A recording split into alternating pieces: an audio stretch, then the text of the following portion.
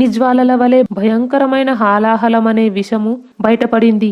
ఆ విషాగ్ని దేవతలతో, అసురులతో, మనుష్యులతో కూడిన సమస్త జగత్తును దగ్ధం చేయసాగింది.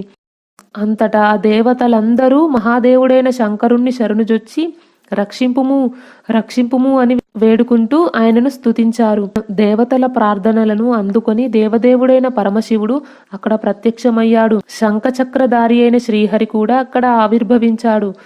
ఆ తర్వాత శ్రీహరి దరహాసము చేయుచు శూలధారి అయిన శంకరునితో ఇట్లన్నాడు: ఓ సురశ్రేష్ఠ, దేవతలలో నీవు ప్రప్రథముడవు కావున దేవాసురులు సముద్రమును మదించునప్పుడు అందు నుండి పుట్టిన మొదటి వస్తువు నీకే చెందవలయును.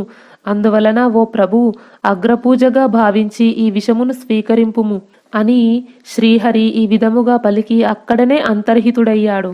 ఆ తర్వాత పరమేశ్వరుడు దేవతల భయమును గమనించి శ్రీ